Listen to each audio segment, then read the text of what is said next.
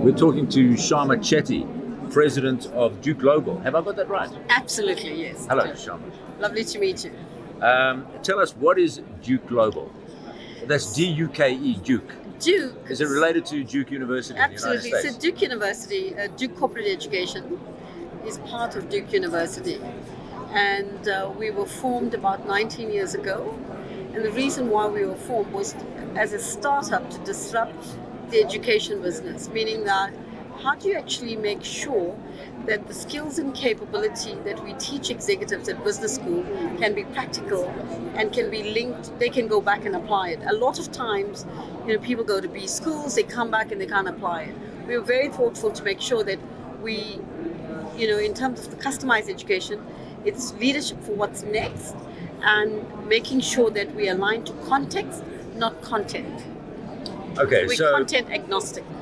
Right, so you're related, or you're a subset of Duke University, and you do distance learning and customized Yes. curriculums in corporates. So we don't do distance learning here, where we do lots of digital learning, and we work with like 40 clients in South Africa in customized education with large corporates. Okay, so explain digital learning as opposed to distance learning. Well, distance learning, you can go, digital learning, you can actually do it anywhere, anytime. Yeah. You have the opportunity to access this thing at your time. In terms of the other one is that distance learning is that we're not asking people to go digital to a school or go somewhere to do a curriculum. We're saying here content, at speed, scale, can be accessed via platforms. So you use the word disruptor. That's a very popular word these days. Everybody wants to disrupt everything. You're turning the world of education on its head. So just explain how you're doing that. So one of the things we have done, if you've seen recently, we did the Davos of Human Capital. We bring the best thought leaders to the table. We're also looking at the future of learning, through gamification, through virtual reality, through space, speed, live streaming, through masses. Our recent Davos of Human Capital, we live streamed that event and 5 million impressions had accessed the Davos of Human Capital. We brought in Sophie the robot with Dr. Hansen to South Africa. I did not see it, okay. And we had 1 million minds where we felt that, kids today, everybody's talking about robotics, everybody's talking about digital. What does it actually mean for kids that are choosing the careers and the curriculum for the future? And how do they become part of the conversation? This year we live streamed the event and we had 40 million kids, with impressions onto the event.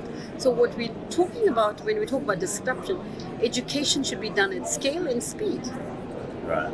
So you had 14 million impressions of Davos from kids? Yeah, from young. It's called Million Minds. And what were they saying? This is boring as hell, or what? Well, I think Dr. Hansen talked about careers for the future.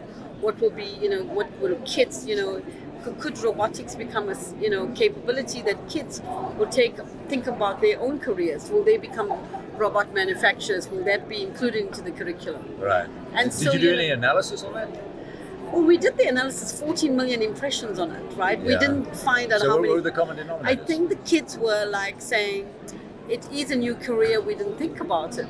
Okay. We automatically think about, going into a BCom degree, an engineering degree, a law degree. There are new careers that are emerging. You bet. Like trust officer, algorithm, bias, auditor, as an example. So, these are new careers, brain transplant specialist. So these are new careers that kids could be thinking about in the future. All right, you talk here about the world of work is being reshaped. How? Well, I think new jobs are emerging. Changes are happening, disruption. We're seeing that where organizations, the manufacturing lines are already with robots, right? You need to, also the environments are changing dramatically. Unemployment is huge. So we now need to become relevant and in context regarding the work of the future, not thinking about doing the same things and experiencing the same outcomes going forward. All right, so if you go into a corporate as Duke Gloabal, You say, we're in education and we're disruptive. So that's very interesting. How can you help us? Well, I think, firstly, the word disruptive, I think people will say, so what? I'm seeing disruptors every single day, and they're telling us that. I think it's about making sure that we apply the skills in context. We have the ability to change and adapt to an organization. The last thing is they're wanting to see impact. It's not just impact on business, it's impact to society, impacts to an individual. So we look at the larger ecosystem and say, what are the critical success factors for impact? Yeah, so how would you measure that with an employee? So we work with organizations looking at it from whatever critical success KPIs they're using from an individual perspective. Then we have business improvement projects. We use design thinking to actually help organizations. In one particular company in manufacturing, we looked at individual KPIs where groups of individuals rated them as well, via their own platforms. Then teams rated them as well. And then we actually aggregated that with a business improvement project. In this particular organization, the first project brought them 240 million in savings in terms of operational excellence. So it's about how do we work with organization to co-create the success, and it's not a Duke success, but it's an organizational. Talk about that 240 million in savings. Excuse me. Talk about that 240 million in savings. How did you get that? I think here we worked at what are the operational projects we used in this particular organization. We used the operational projects that they were looking at. It was linked to this organizational strategy. We used those projects to actually align to the strategic enablers of the organization. So from a people perspective, there were certain behaviors that needed to change, right? We included that into the KPIs. Then from a team perspective, the team needed to drive that growth agenda for this particular organization. They came out and figured out ways out, and then we used it as a business improvement alignment.